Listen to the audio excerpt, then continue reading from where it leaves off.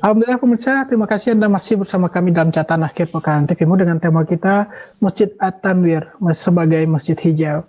Nah, dan kita sudah simak bagaimana tadi konsep Masjid Hijau dan penamaan Masjid At-Tanwir yang disampaikan oleh Anda Profesor Dr. Dadang Kahmat. Dan berkaitan dengan fungsi masjid, kita perlu perkuat lagi apalagi di tengah momentum pandemi dan kita akan menghadapi bulan suci Ramadan. Mungkin kita minta Ayahanda Profesor Dr. Dadang Kahmat mungkin sedikit mengulas bagaimana masjid kita dulu disebut sebagai pusat peradaban dan bagaimana ikhtiar kita untuk kembali memakmurkan masjid untuk sebagai ikhtiar kita untuk syiar mencerahkan umat dan bangsa ini. Ya, saya kira fungsi masjid itu kan terutama untuk beribadah ya, sarana sujud. Masjid itu kan isim makan ya, tempat sujud masjid. Saya kira ini satu hal fungsinya yang utama itu seperti itu. Tapi ada pun fungsi-fungsi yang lain, fungsi pendidikan, fungsi untuk mencerahkan umat, ya memberikan satu pelayanan-pelayanan lain, saya kira tidak disalahkan, bahkan harus.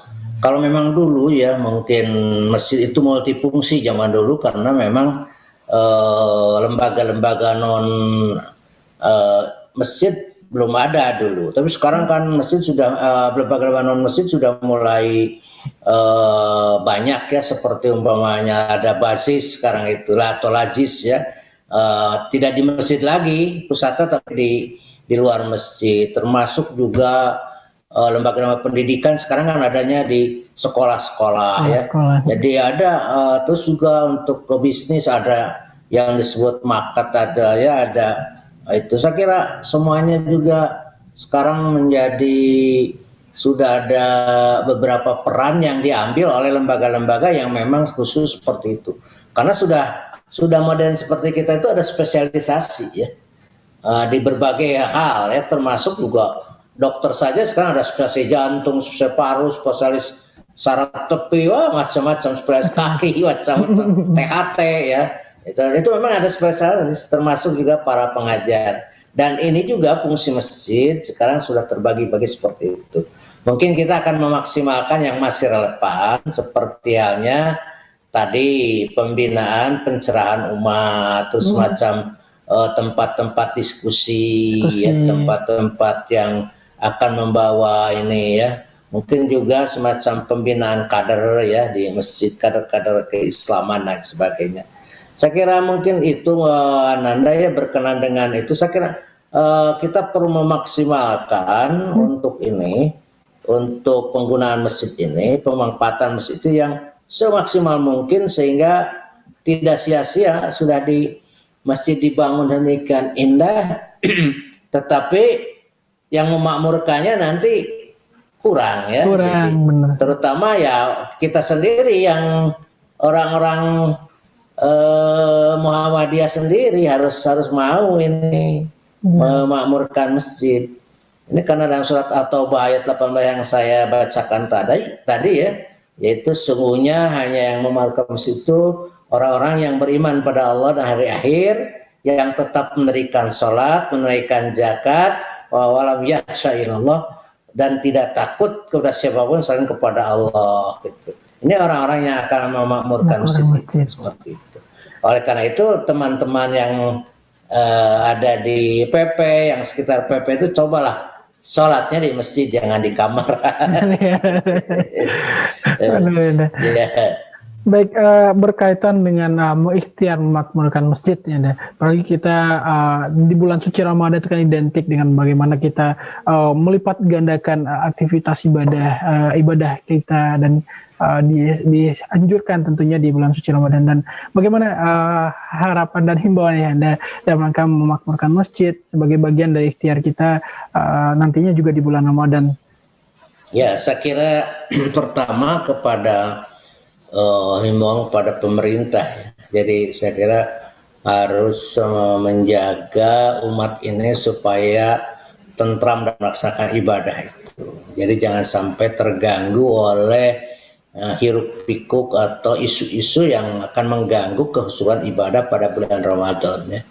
Yang kedua, untuk kalangan kaum muslimin juga laksanakan perintah Allah yang termaktub dalam Al-Quran, khususnya dalam mengisi bulan Ramadan ini. Ini bulan penuh barokah, penuh dengan latihan, tarbiyah ya, yang sehingga kalau kita memanfaatkan sebaik mungkin, saya kira kita tidak akan menyesal.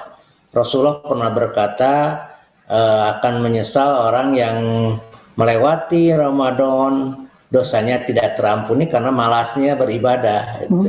Padahal kita tahu dalam Ramadan itu, man qama Ramadan imanan wa ihtisaban ghufira lahu ma taqaddama min dhanbi. Siapa yang sholat pada bulan Ramadan, maka diampuni dosanya setahun yang lalu. Man shoma Ramadan imanan wa ihtisaban ghufira lahu ma taqaddama min dhanbi. Barang siapa yang puasa bulan Ramadan, dihapus dosanya yang lalu. Dan yang paling tinggi adalah pahala dari sedekah.